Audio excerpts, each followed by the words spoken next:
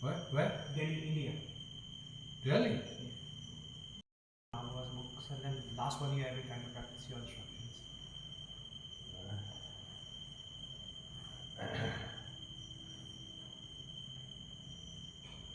And now want to go to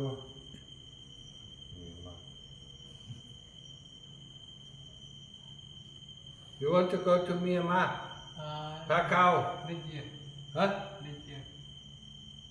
This year? Wait for 1 month, maybe. What? Next year. Next year. This year is almost over.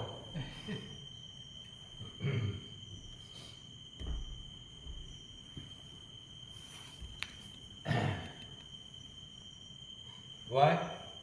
Huh? Why? Because I did because I want to discipline myself, but sometimes I lazy. So now I need someone force me. Nobody talks to you. Force. What? Nobody force. The schedule over there. I think the schedule for meditation. Ah. Yeah. Yeah, I mean here it is.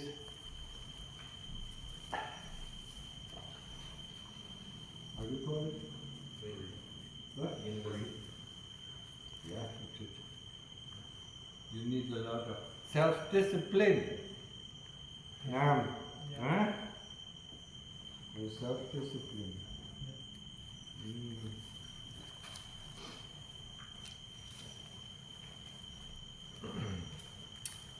Yeah. What are you going to do without self-discipline? You should have gone to Zen tradition. Zen tradition. Yes. I know they hit you in the back and have you fall asleep. Right? They used to for about 30 years. What? I think. Oh yeah, Vietnam has also the Zen tradition. Partly. It's a mix of both the Zen and the Theravada. So let's see. First we are going to listen to a Thai talk. เนี่ยคุณหมู่คณะก็มาเนี่ยเทศสองกันแล้วหลวงพ่อวันนี้คณะหมู่คณะจากกรุงเทพและศรีสะเกษ So we came here to practice, practicing the Fourth Noble Truth, Sila, the precepts, the 8 precepts when we are here in monasteries. You can read them down there. I think in the kitchen there are all the 8 precepts are. Should be. There should be. Yeah. So we keep them, and then we practice samadhi. The ability to get into calm. So we can use either the Buddha or we can use the breath. Anapanasati, observing the breath going in, observing the breath going out, knowing the breath is short or long or detailed or rough, whatever. We just want to know how the breath is at the beginning around the tip of the nose until the breath, drops into the heart, and then we know. We can't feel the breath anymore, we just know it. Do you understand clearly all? Yeah. So, with the Buddha the same thing. The mental repetition of the word Buddha. That's too loud. The mental repetition of the word Buddha. Be it fast or be it slow, be it deep or be it shallow, the same thing. And whenever thought or memory comes in, we replace it with a Buddha. Or we replace it with the attention on the breath. We can use both in the beginning if it is too difficult, put with breathing in and do with breathing out, until the mind becomes really calm.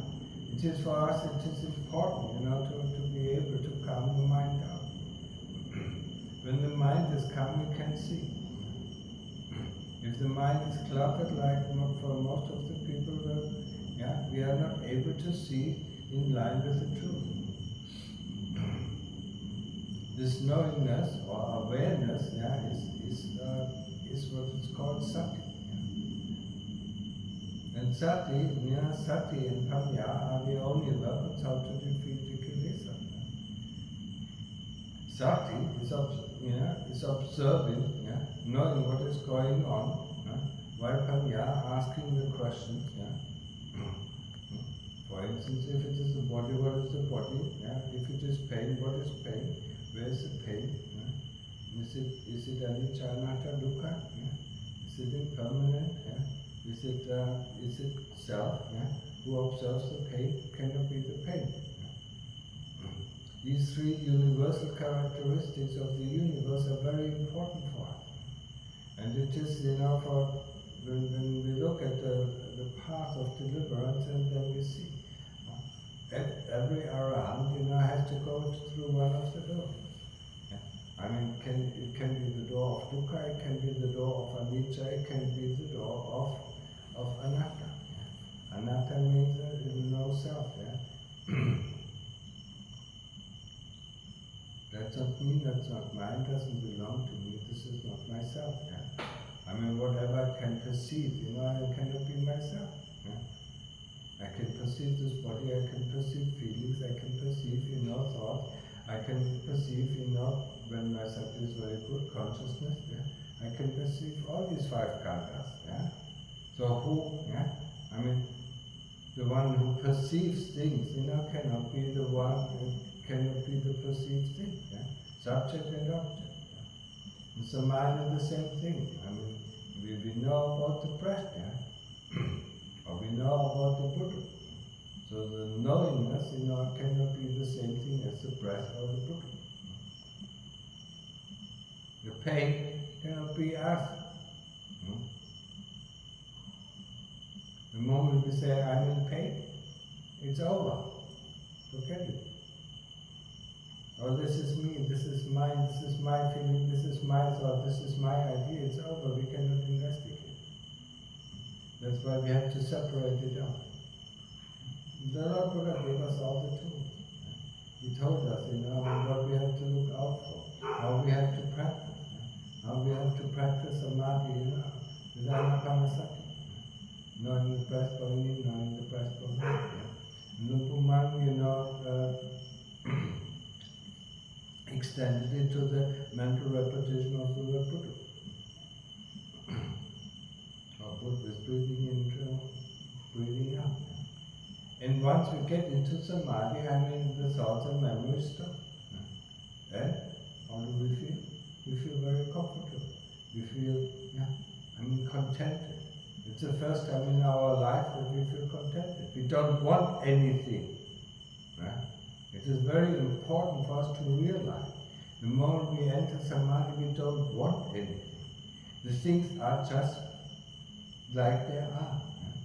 And that's why it is so important to go into upachara samadhi, to see the things as they are, because only then can we do some investigation that is really helpful, that cuts through the fetters of the kilesa, that cuts through the thickness of the kilesa, would tell us, this is nice, this is not so nice, this I want, this I don't want, I don't like pain, as long as we don't like pain, we cannot investigate pain.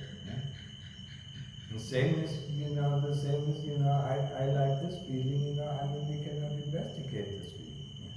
We cannot see it for what it is.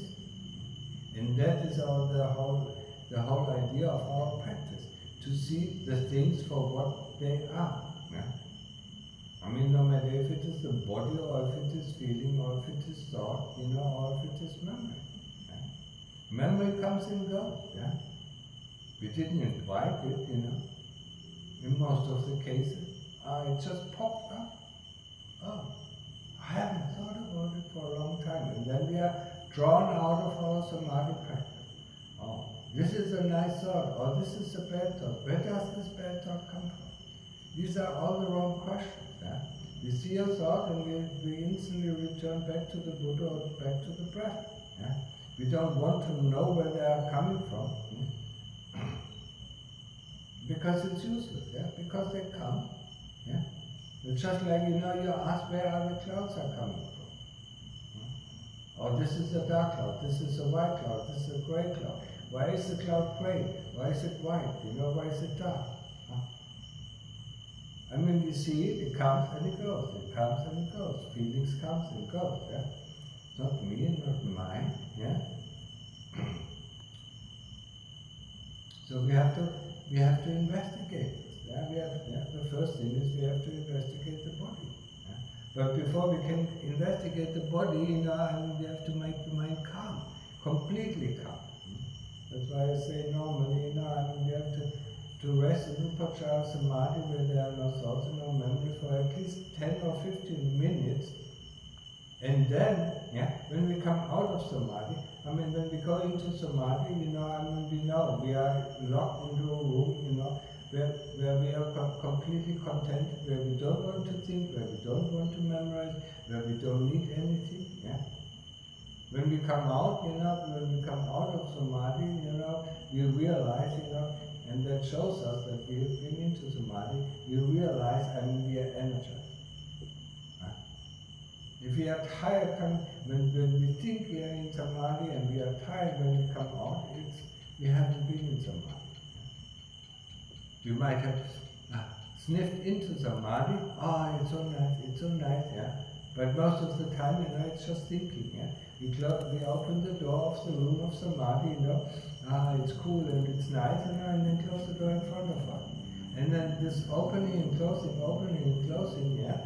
it's a nice meditation, but we are not energized. We feel tired afterwards. And that is an indication that we have not been into Samadhi. If we are in Samadhi and come out, we feel energized and concentrated.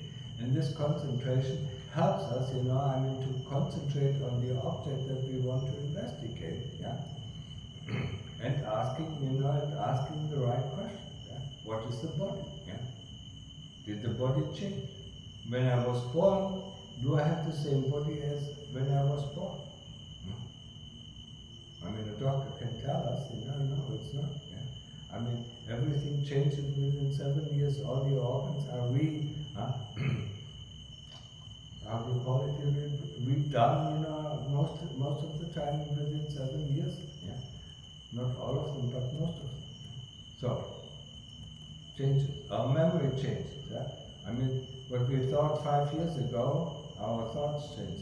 What our memory changes. What we memorized 5 years ago is not the same as today.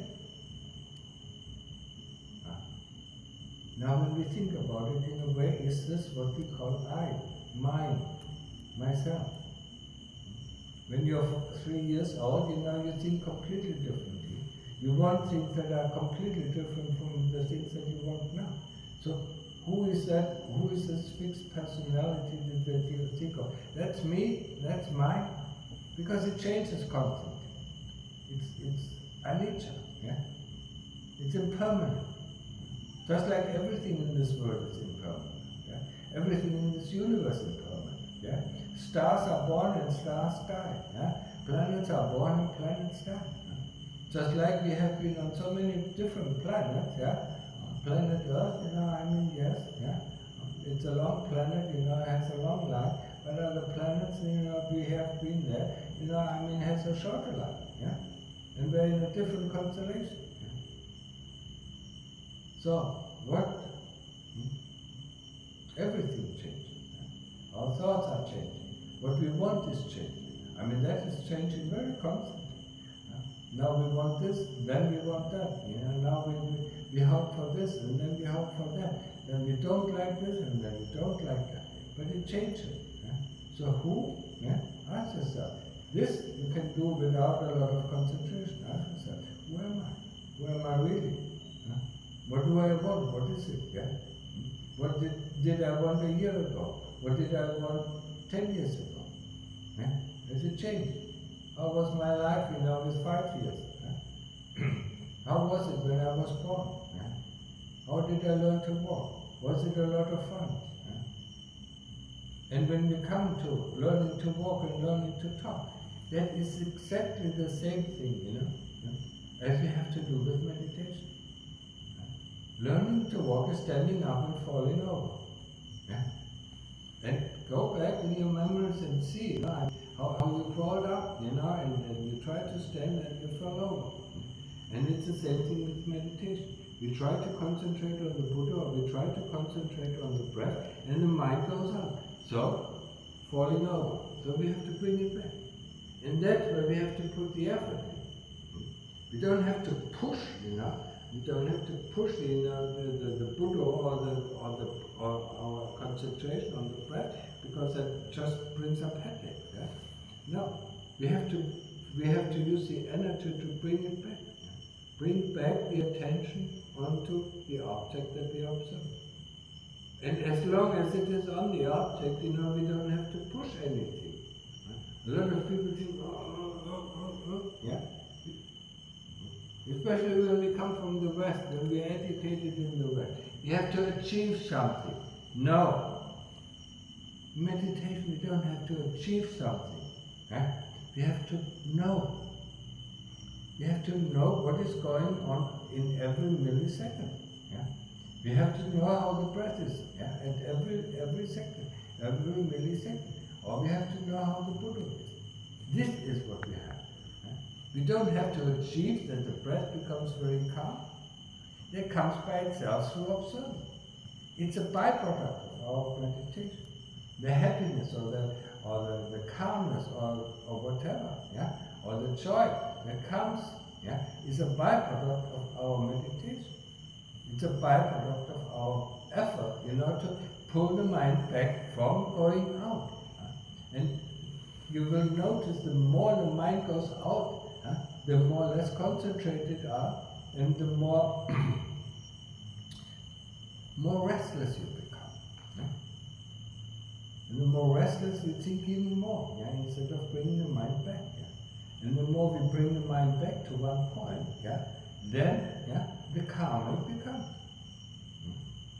So it's not, to make something happening. It's to put our attention on something and observing it. And when the attention goes to another object, we bring it back. And that holds true also for investigation. Investigation always with one object, be it the body, or be it part of the body, or be it feeling. We concentrate on this feeling, and we don't deviate from this feeling. When our attention goes, somewhere else, we bring it back to that. For pain, it is very easy because we don't like pain, so it stays there, for quite a long time.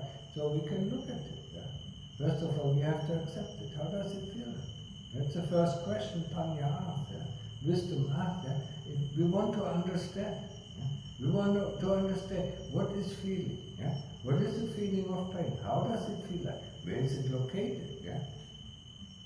Because we have this body. If we think it is located in the muscles, you have muscles since you're born. Why are you only in pain when you sit in meditation? If the pain would be in the muscles, or in the tendons, or in the flesh, or in the bone, where is the pain actually? Look at it. Find it. And the more we investigate pain, and the closer we come to the truth, then the pain disappears from one point and goes to another point. That's interesting. We are just in agonizing pain, but we didn't let go of our questioning. Where is the pain? Where is the pain? If it is in bones, I have bones since I'm born. I have flesh since I'm born. Where exactly is the pain? You concentrate on the pain. You can, in the beginning, you can do so. It's anicca. Is it changing? Yes, it is changing. You see, sometimes it gets stronger, sometimes it gets weaker. So, but then, suddenly, it's so excruciating, But the next moment it's somewhere else. In another place. Wow, that is magic, So, we follow the magic, and go to the other place, investigate it, until we come, and see where the pain actually really comes from. And from then on, we do understand. We have to see it with our own inner eyes, before we can understand it. If we understand it with our head, this understanding is useless. A lot of people try to understand, they read all the sutras, they read all the commentaries of the sutras, and whatever, they understand everything perfectly fine, but they are still not liberated. Because they haven't seen the truth with their own eyes. And we have to see the truth with our own eyes in order to get liberated. We have to understand the things that we are attached to. Even if we know we are attached to the body, it doesn't help us to get detached. So why am I attached to this body?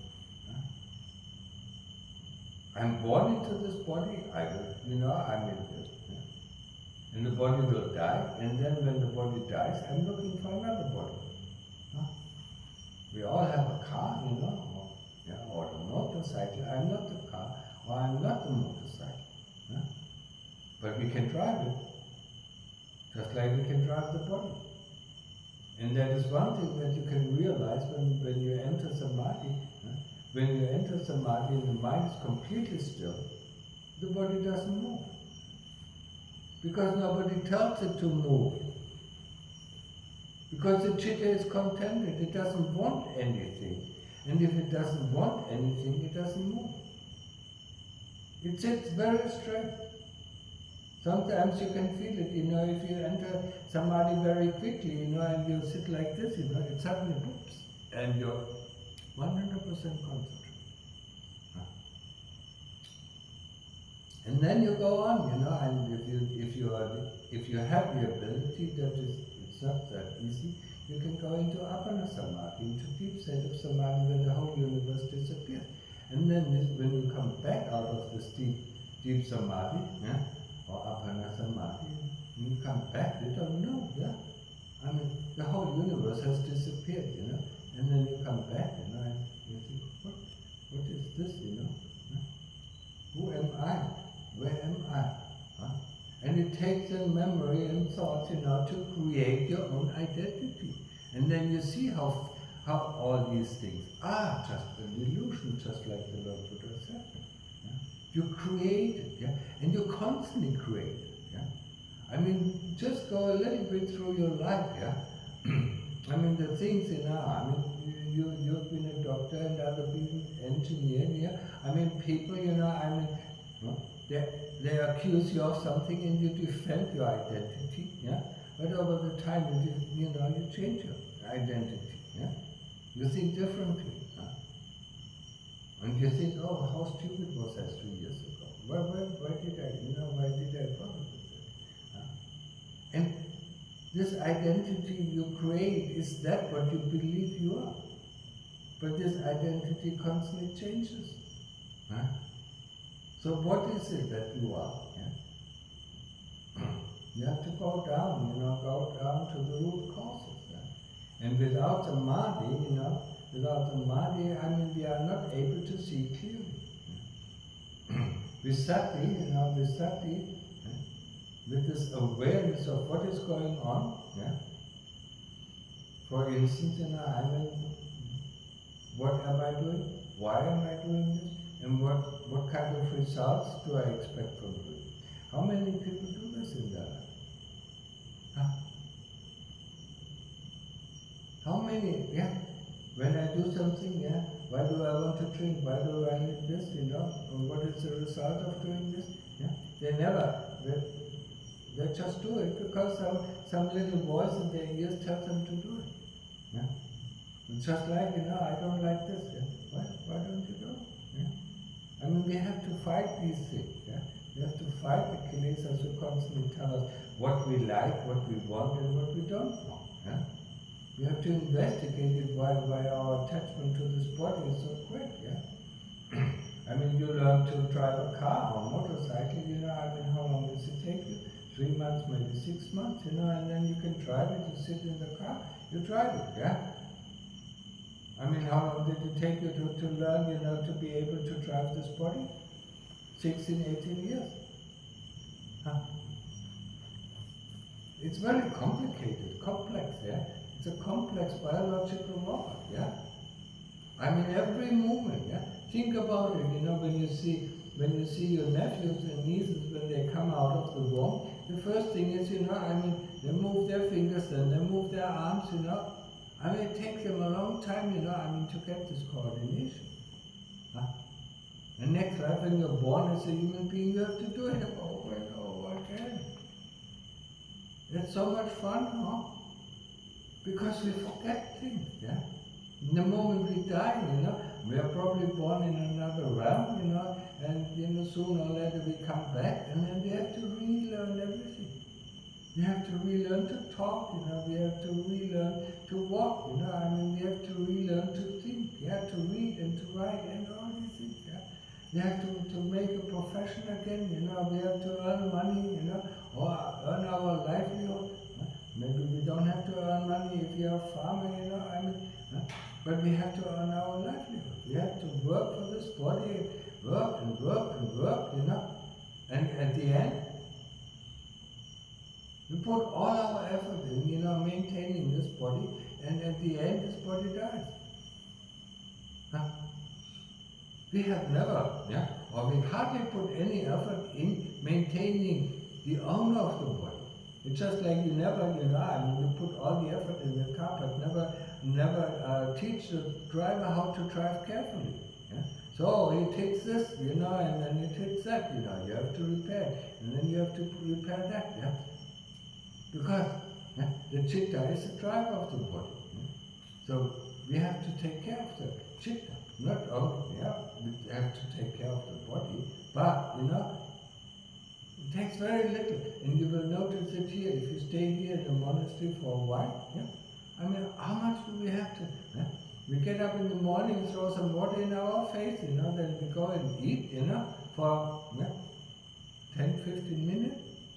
And that's it. And then we sweep the place, we clean our place, and it's another half an hour, And then we take a shower, it's another half an hour, and the rest is actually for meditation. Time for meditation. So little we have to take of the body. Because other people support us, Support our work, Because they value, The people here in Thailand value, Our work, our spiritual work. That's why they give us the food. That's why they give us a place, That's why they give us clothes, You don't have to pay. When you come here, you don't have to pay anything. The books are printed for free. The Dhamma talks are free. There's nothing you have to pay. And nobody asks you for donations. Please, can I have some donations? Nobody. Not in a forest monastery. If people want to give, that's their problem. I even, when people said that, I remember when people said, why don't you put a donation box on your website? I said, no, I don't want it. It is, if people want to donate something, that is up to them. I don't want to, I don't want to point, because I don't need the money. I need the people, who are willing to practice, who are willing, to go to the end of the path. That's what I want. That's what, And I often say in some of my talk if you really want to pay me, get there what I'm teaching, Get to Sotapanna, Sakadagami, Anagami, and Arahantship. That is how you pay me. Or get into Samadhi, or find some wisdom. That's how you pay me. Money. What money? What is this? The whole world drives some money, and power and things like that. That is not what I need. I put all my effort, today. There were two groups, two Thai groups, I had to give Dhamma talks to them. It's free, But I want to give it to people who are interested in the Dhamma. I don't want to be a preacher. You have to do like this, or you have to do like that. No. And that is the way you pay me, You pay me to get there, I get in Samadhi and find some wisdom, or, get, deepen your understanding, of the Dhamma. That's how you pay me. Okay, I think that is enough for today. I'm really tired, now meeting all these groups, yeah. So if you have any questions, please go ahead and ask them. Any questions from the audience? No.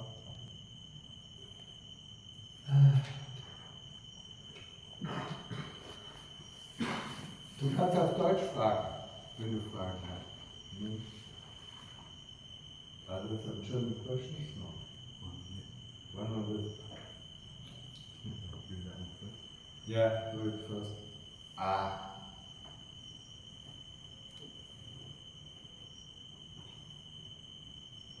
Nicht während der Meditationsübung, sondern später über den Tag. Es bedarf einiges an Selbstbeobachtung und Disziplin, damit sich diese Gedanken und Emotionen nicht ins Außen fortsetzen.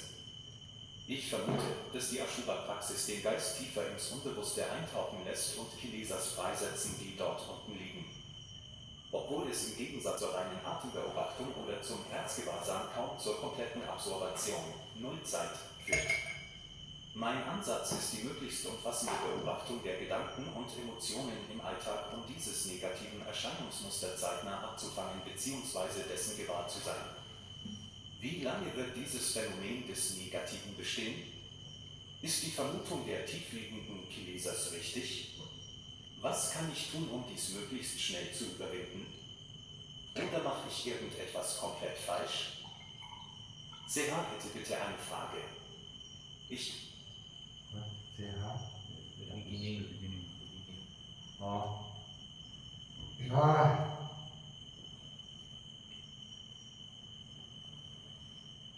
Was fragt er denn?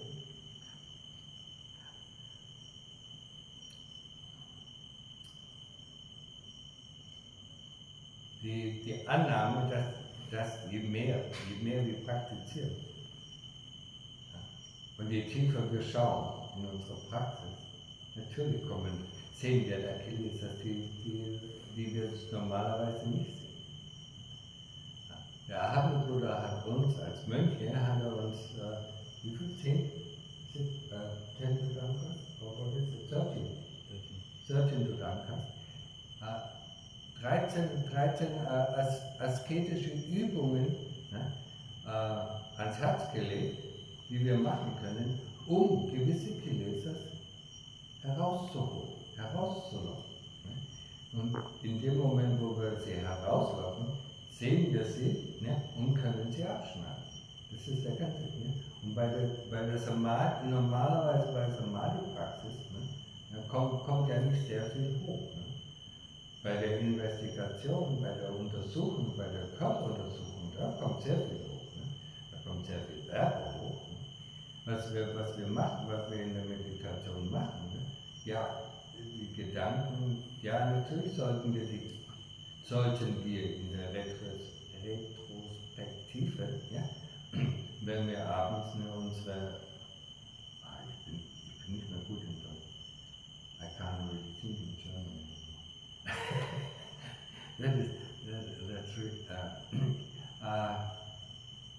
Die Selbstreflexion machen, was wir den ganzen Tag lang gemacht haben, sehen wir gewisse Gedankenmuster, sehen wir gewisse Erinnerungsmuster, und die schauen wir uns an, und lassen sie aber los.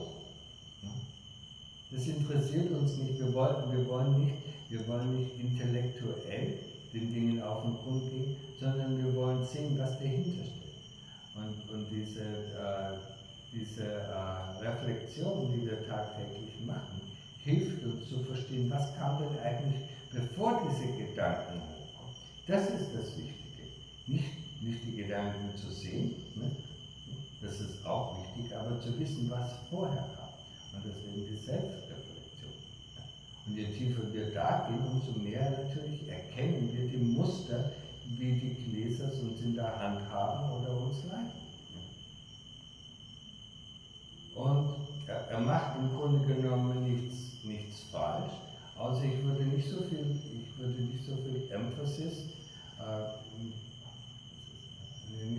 Emphasis auf welche Art von Gedanken oder welche Art von Erinnerung hochkommen. Ich würde die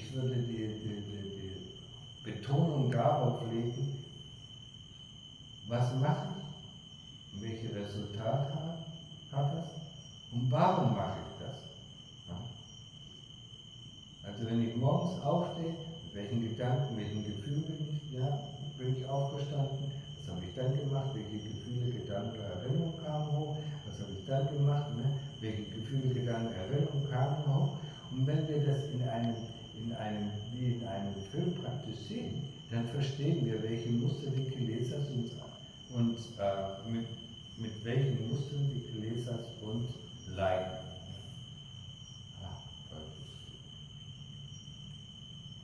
Alles klar? Yeah, that's enough for this question.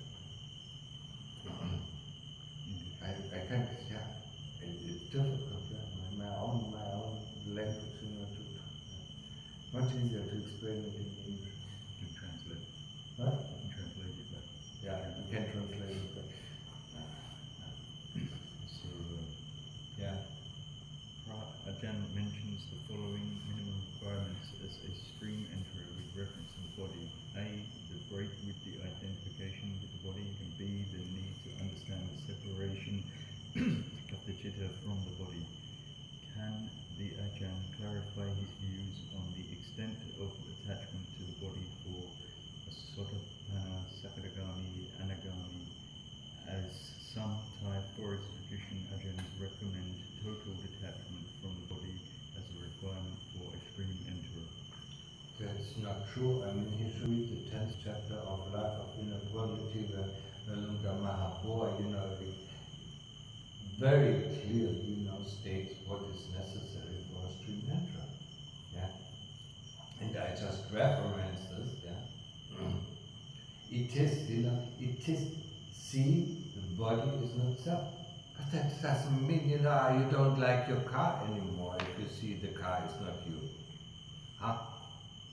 You still love it, because it can drive you here and there, and, whatever is in the car, the entertainment functions in the car, you still like it, yeah? And that is for the Sotapanna the same thing. But he understands the body and the chitta are two different things. Because he got out of the car, he was born in the car, he died in the car, and then of course he assumed that he is the car. But then he got out of the car and said, okay, this is the car, this is the driver, yeah? But I still like the car, yeah? And that's why I'm a Sotapanna, yeah? I still can be reborn, 7 more lifetimes, yeah? Or if I'm Sakadagami, and the attachment to the body is cut in half, yeah? And the Anagami doesn't have any attachment to the body anymore, yeah? It's for him, it's a tool, yeah? He doesn't worry about the body, yeah? The Sakadagami still worries about the body, he still likes, some of the functions, he's still attached to the body with half, yeah? And that's why, why his anger and greed are still there. But the Anagami doesn't have greed and anger anymore. So, and greed and anger arises only within the body or in the functions of the body. Yeah? Is understanding the separation of chitta and the body, or loathsomeness, the only way, 2 ways to eradicate the self-view? For I have mainly focused my body investigations on the 4 elements and the body, what the body is made up of, and which I have no control over. What is this? So it looks like it's confused. Wants to eradicate self-view, and is the only way a super and No, it's not the only way, people who are excellent, excellent in jhana and can see the elements, can get the same thing. But there's hardly any people who can do the jhanas. So, at the time of the Lord Buddha, yes, yeah. And some of the arahants here in Thailand, like Rinpoche, he was amazing, he was proficient in the jhanas, he could see even the mind moments, that come, He saw, That is, you know, and then you can see it, you know, then you can see the separation. But asupa for most of us, it is the way to go. To separate ourselves from the body, and you don't really need to see the body as loathsome. I mean, I often talk about it. You don't really have to see it. It will come with a super investigation sooner or later that you see the body as not self. Yeah. But you also, with the asupa, you cut down greed and hatred. That is the important thing of the asupa practice. To see the body as not self is getting out of the body and looking at the body and seeing the body is the body and the chitta is the chitta. Yeah? Just like getting out of the car and seeing that the car is the car and the driver is the driver. So it doesn't confuse it. Yeah?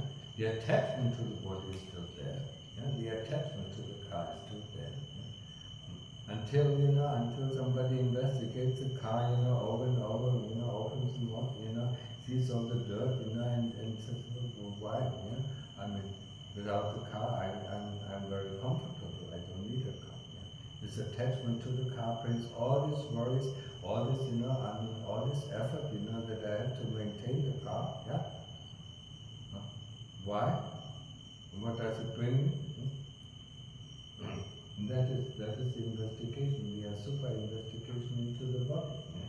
So the investigation of asupa practice, reduces greed and hate. Yeah? And of course, at the same time brings up a lot of anger and also lust. Yeah? The next two I think you answered. Yeah, I answered as well. Okay, good. So in his book Amata Dhamma, Ajahn Mahabua refers to the perpetual continuity of the chitta, or chitta never dies. Can the Ajahn share his views on this? How is it different from the Hindu view of a permanent soul? But didn't he ask that last time as well? I asked it at breakfast one time. What? I asked something similar at breakfast maybe a week ago. We just made the book, and that was the question in the new book. Yeah, it's not yet printed. Yeah. Okay.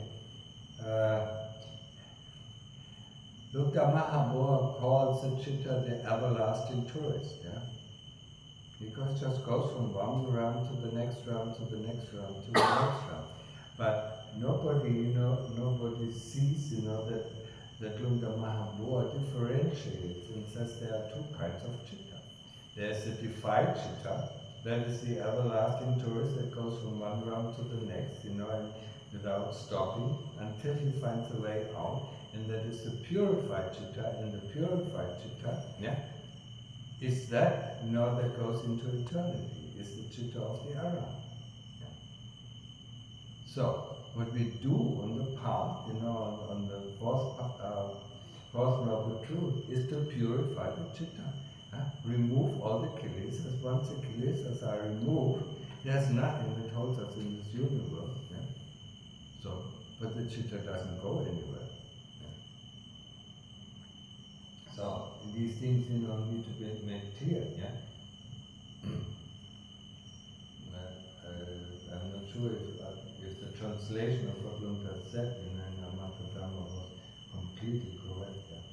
So, normally when you listen to his talks, that's what makes it different. Yeah? The conventional chitta and the chitta, the liberated chitta. Yeah? And the conventional chitta, yes, goes from one realm to the next. Yeah? Everlasting tourist. But the moment we get the defilements from the chitta, the chitta goes into Nibbana. Just like it doesn't disappear. It becomes one with Nibbana or one with eternity. Yeah. Can we send merit to our parents? How will it help them? How to earn and send good merit? The moment you do something good, you earn merit, and you can share the merit with your parents. And your parents can always receive it. What is it? You can do money transfers, what is it? They used to give it to God. Western Money transfer. Yeah, the money transfer, there was Western Union. Swift. no, not Swift, yeah. I mean, you earn some money and you can share it with anybody that you like, yeah. And you earn some merit and you can share it with anybody you like. But with merit it's a little bit different, yeah. I mean, if they don't have a connection to you, yeah. I mean, if you haven't met them in previous lives, you know, but if you have been brothers and sisters or father and son, then you can, the more you can share the merit with them. So if it is your father, if your parents, 100% of your merit goes to your parents, yeah. If it's your sisters, maybe it's only 50% or maybe 80%, you know, or brother, yeah. If it's a friend, you know, I mean, it can be, yeah, that depends on the connection that we have, yeah, in this life or in previous lives, yeah. So, you just picture them. I normally say, if you want to send some merit, yeah, do some good, you know, I mean, give some money, yeah, I mean, to any you know, good cause, yeah, and the moment you give the money, then, you know, I mean, may that person, you know, you picture the person, may that person receive the merit of this good deed. That's it. They're asking how will it help them? How will it help them? I mean, you know how, if I see a person, you know, who is in need of clothes, and I give them clothes, how will it help them? Yeah. I mean, money is universal. Yeah. I mean, if they are in heaven, you know, and they want to build a mansion and they don't have enough merit, you know, you send them the merit and they can finish their mansion. Yeah. Or, you know, at least work on the mansion. Yeah. If they're in hell, they cannot receive the merit. But if they are in the ghost realm, then they normally can receive already the merit, and it helps them in this situation. Yeah? It's like, you know, it helps people, you know, if they have money in this world, yeah, and merit is for the other realm, yeah, except for the hell realm, because that's where you just have to suffer. Yeah? And there's no merit that you can, and there's no merit that can help them. May I ask a question? Yeah. You know, all this about sending the merit, right? Yeah. So when we do something good, Yeah. we do it because we want to do it good. Yeah. But at the same time, you won't be like thinking about, oh, I want to share this merit, share this money. You just do the good. So when do you share the merit? Oh, you can do it later on, you know, Okay. Because I Yeah. thought you were saying, oh, when you do something good, you want Yeah, to... I mean, this is for some people who, you know, there's a person who came here, her mother died, you know, and she wanted to do some merit for her mother, and said, you know, Okay. yeah. But in general, when you In do general, yeah, I mean, we practice, you know, and you know, I have a really tough practice, you know, for 3 hours we're sitting and, you know, and investigating pain, and it is very painful, you know. It is merit, yeah. And we can then later on, you know, after we come out of meditation, we can share the merit with everybody. Yeah. We don't have to dedicate it before we do something. Yeah. We do good, you know. sometimes... What I normally, you know, what I normally do is, you know, to share the merit of my practice with all the people. Yeah. Sometimes I think that when you do something good, everything is like automatic anyway. People No, will share it. it's not automatic. Oh. You really have to make that effort, yeah. Just like, you know, you earn money, you know, you have to make the effort to give it to somebody, yeah. But you know, I mean, you can first earn, you know, $1 million, you know, and then decide, okay, I don't actually need it. Let me give it to other people, yeah. And giving merit away is also merit, yeah. Doing good, yeah. So, okay. Yeah, but then of course, I mean, like you were saying before, like doing good, there's like 3 different types. Yeah, there's One 3 is just different do it, like, types not of. wanting anything yourself. Just do it because you feel happy to do it. Yeah. Then you Yeah, that is the middle way. Yeah. The first way is we do good because we want to receive good. Yeah. That is the lowest way. Yeah. Then the middle way is we just feel happy to do good. Yeah? And the highest form of giving is to give without knowing that you give. You have no interest in that. I mean, you neither like it or you do it because you like it, you just give. Yeah.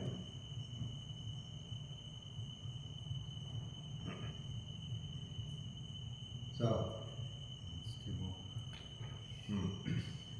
I reach a stage in meditation which feels simultaneously blissful, like a lightening and gradual fading of the body, but I still hear a rapid heart rate and a fear of death arises. The breath becomes increasingly prominent compared to previously. I try to return to Buddha, but I'm having trouble getting past the fear and noticing the rapid heartbeat. Do I just focus on the Buddha and don't care about the fear? yes, that will be difficult. I mean, normally when we enter either upachara, and it's even worse when apana samadhi. I mean, this fear of death can come up, yeah, and that's why you feel the heart racing, yeah. But I don't know if it is upachara or apana samadhi. I mean, you have to tell yourself before you start practicing. I mean, for me it was easy because I was just interested in what is happening, and then you automatically go there, yeah. But then later on, I mean, you have to overcome this fear of death and say, okay, yeah, whatever can disappear, let it disappear, and I will be focused on that what stays, yeah, because there's always something that is staying. So he has to deal before he goes into meditation with his fear and said, okay, yeah,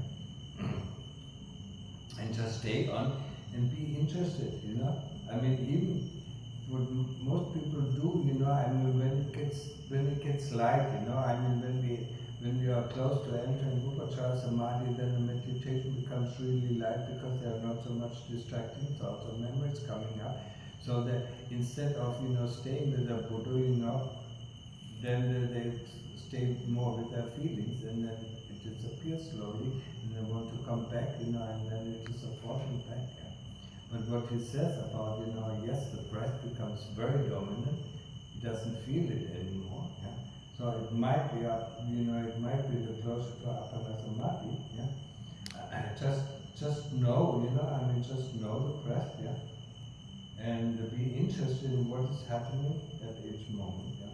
And when the breath stops, and then jump, yeah, that is a little bit more difficult. Then jump into the knowingness that knows that the breath has stopped, yeah, and that's how you get one point. You have to find your own way.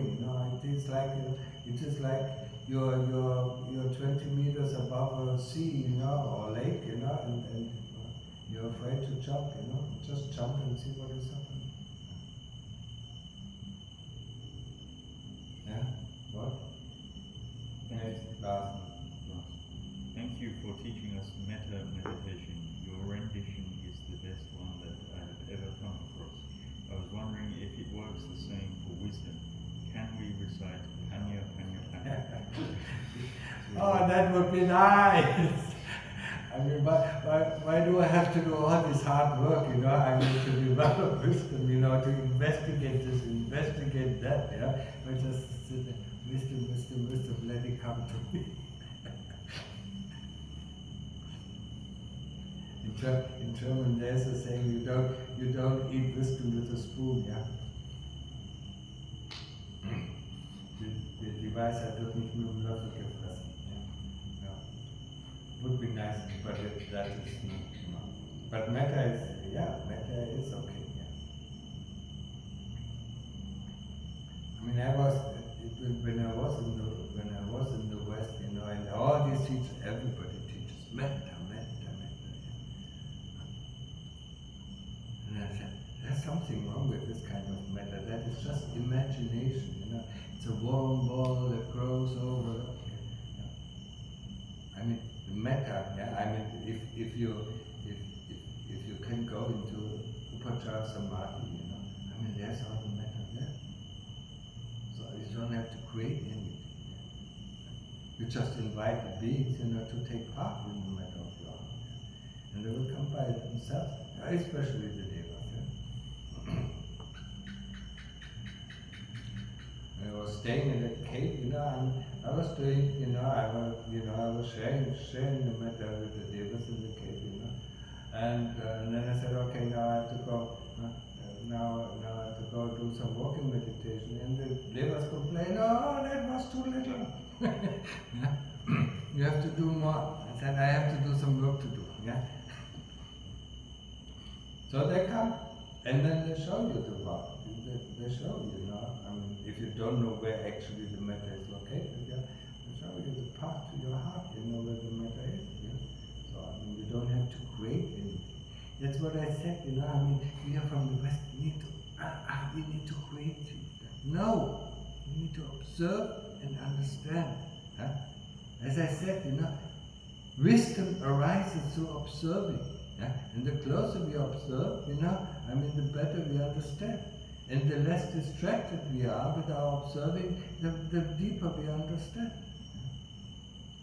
Think about all these inventions. Think about Newton, who defined the law of gravity. He didn't think about it. He observed, what is happening there? And then he observed again, until he understood and could formulate the law of gravity. It's the same with Einstein, all these great minds, they didn't think about it, let me get a solution. But nowadays our engineers or scientists, they just reproduce, common knowledge, and try to find something else. They don't look anymore, they don't observe anymore. Most of them. At least that's my experience. So, if there are no more questions, okay, then go back to practice, yes? Eine Frage war schon. Ja. Wenn ich weniger Güte übe, dann merke ich bei mir, dass ich schneller gereizt bin oder schneller empfindlicher bin. Durch was wird das ausgelöst? Was? Wenn ich weniger Güte übe, regelmäßig, also nur Samadhi praktiziere, dann merke ich, dass ich öfters empfindlicher bin auf Töne. Wie übst du die Güte? Mit ihrem Talk. Du musst doch erstmal in Samadhi kommen, damit du überhaupt ein bisschen klar ist. Sammlung übe ich, oder? Ja, es ist schon klar. Es wärmt das Herz. Wenn du die Güte mit anderen Wesen teilst. Es wärmt das Herz und das macht eine gewisse Freude. Und dann siehst du die Dinge einfach. Das weißt du doch von deinem Tag. Du stehst mit dem rechten Fuß falsch auf, und dann ist der ganze Tag scheiße. Wenn du mit dem falschen Fuß aus dem Bett gehst. Und wenn du mit dem richtigen Fuß aus dem Bett gehst, dann interessieren dich die anderen Dinge, die Leute, dieselben Sachen machen, juckt dich nicht. Aber wenn du mit dem falschen Fuß aus dem Bett gehst, juckt es dich. Ja, wenn du das merkst, dann machst du halt ein bisschen mehr. Aber ich würde es halt nach dem Samadhi machen.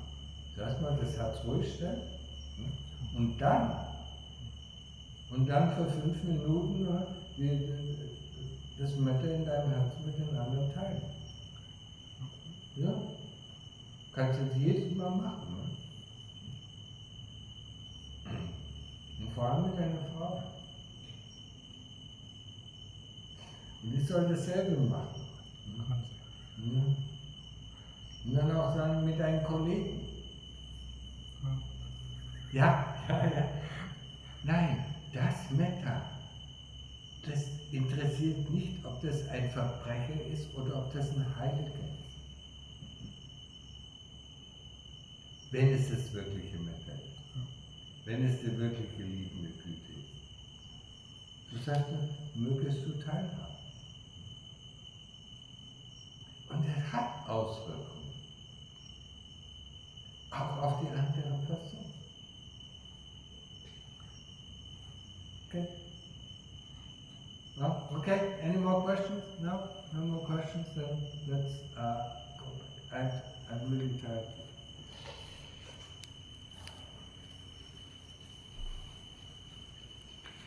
Yeah, Adeline, yeah, Olivia, did you understand? Otherwise, Adeline translate. John, Yes. where were you? I'm confused in the 24-hour clock. I'm sorry. You were confused. Yeah, I'm sorry. How is it confused when I say we meet at 7 p.m. for chanting and afterwards it's a talk?